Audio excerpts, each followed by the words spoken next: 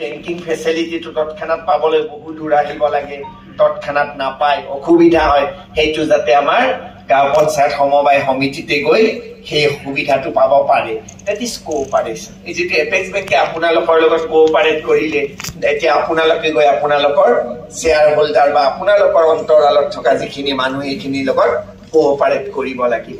তাৰপিছত আৰু এটা উদাহৰণ আমি কোঅপাৰেশ্যনত ক'ব পাৰো যে অসম হল আমাৰ প্ৰাকৃতিকভাৱে আমি বহুত ডেভেলপ, প্ৰাকৃতিকভাৱে ভগৱানে আমাক ইমান দিছে যে ভগৱানক মানে আমি ধন্যবাদ দি শেষ কৰিব নোৱাৰো। আজি বেলেগ ৰাজ্যত মহাৰাষ্ট্ৰত যদি আপুনি এডাল গছ ৰুব লাগে, তাত বহুত যত্ন ল'ব লাগিব, পানী দিব লাগিব। কিন্তু আমি পানী দিব নালাগে, গছ পুলি পাত ৰুলেই হ'ল, এনেই নিজে নিজে হৈ যায়। বতৰ ইমান ভাল আমাৰ ইয়াত। এতিয়া গ্ল'বেল ৱাৰ্মিঙৰ কাৰণে কিছু তাৰতম্য ঘটিছে, আদাৰৱাইজ অসমৰ পৰিৱেশ বা নৰ্থ ইষ্টৰ পৰিৱেশ ইমান ভাল যে ইয়াত প্ৰাকৃতিকভাৱে আমি বহুত ঐশ্বৰ্যশালী।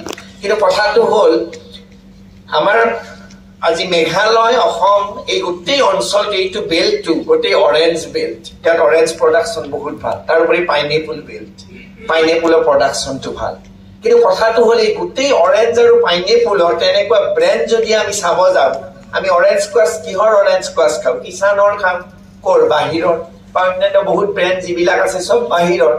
এই গোটেই নৰ্থ ইষ্টৰ প্ৰডাক্টখিনি আমি সমবায়ৰ জৰিয়তে দি কালেকশ্যন কৰি প্ৰডাকশ্যন কৰি আমাৰ সমবায়ৰ নামত এটা ব্ৰেণ্ড উলিয়াই আমি কৰিব নোৱাৰো নেকি?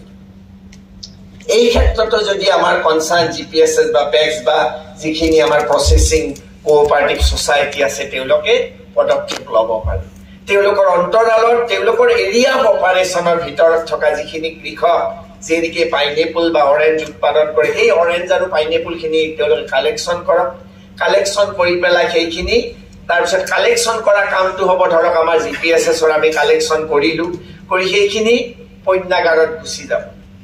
এটা শীতল পণ্যাগাৰ হ'ব কোঅপাৰেটিভৰ আণ্ডাৰত, তাত গুচি যাব। সেইটো এটা কোঅপাৰেশ্যন আহিল।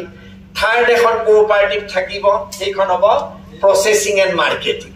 তেওঁলোকে প্ৰচেছিং কৰিব অৰেঞ্জৰ, সেই অৰেঞ্জৰ পৰা কমলাৰ পৰা স্কোৱাছ বনাব, বেলেগ বেলেগ প্ৰডাক্ট বনাব, জেলি বনাব, জেম বনাব, পাইনএপলৰ জুচ বনাব, জেলি বনাব, জেম বনাব, পেকেজিং কৰিব, কৰি মাৰ্কেটিং কৰিব।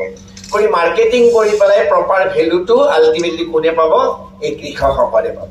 গতিকে এই যিটো প্ৰচেছিং ইউনিট, এটা GPSS থাকিল, প্ৰচেছিং এখন কোঅপাৰেটিভ ছ'চাইটি থাকিল, এখন মাৰ্কেটিং থাকিল, এইটো ইয়াৰ মাজত হ'ব কি হ'ব? কোঅপাৰেশ্যন হ'ব। আৰু এই গোটেই কামটো আগবঢ়াই নিয়াৰ ক্ষেত্ৰত নাবাৰ্ডৰ সহায় ক্ৰমে এপেক্স বেংকে আপোনালোকক বেংকিং হিচাপে সহায় কৰিব। This is cooperation among cooperative. গতিকে মই দীঘলীয়া বেছি নকৰো, ইয়াত বহুত ভাল ভাল গাঁও পঞ্চায়ত সমবায় সমিতি আছে আৰু যিসকলক আমি প্ৰায় ট্ৰেইনিঙত পায়েই থাকো। ইয়াত শিঙৰি আছে, বঘৰা আছে, বা সকলোৰে নাম মোৰ লোৱা সম্ভৱ নহ'ব, ডাকুৱা আছে, এইবিলাক ভাল ছ'চাইটি।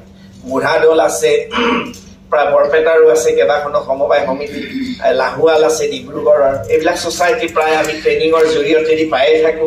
সহচাৰী আহিছে এই শিলচৰৰ পৰা। গতিকে এইবিলাক আমাৰ নিজৰ ছ'চাইটি, আপোনালোক সকলো নিজৰ, কেৱল সকলোৰে নাম মই ল'ব পৰা নাই, তাৰ কাৰণে মই দুখিত, ক্ষমা কৰিব, কাৰণ সময় কম তাকৰ। কিন্তু এই গোটেই সমবায় সমিতি আমাৰ মাজত এটা কোঅপাৰেশ্যন লাগিব, এটা কম্পিটিশ্যনো লাগিব। এতিয়া আচল লেখত মই কৈছো যে যিমান পেক্স GPSS আছে আপোনালোকৰ মাজত এটা সহযোগিতা, কম্পিটিশ্যন লাগিব। Competition not in negative sense, in positive sense. কম্পিটিশ্যনটো কি হ'ব লাগিব? যে বঘৰাই যদি জেনেৰিক মেডিচিন কৰিব পাৰে, পেট্ৰল পাম্প পাব পাৰে, নাবাৰ্ডৰ ৰুৰেল হাট পাব পাৰে, আমি কিয় নোৱাৰো? আমিও পাম। সেই ক্ষেত্ৰত বঘৰাই এইখন ছ'চাইটিক সহায় কৰিব লাগিব যে আমি এই কামখিনি কৰি আমি মাইক্ৰ ATM পালো, আজি আমি পেট্ৰল পাম্প অলৰেডি পাইছে বঘৰাই।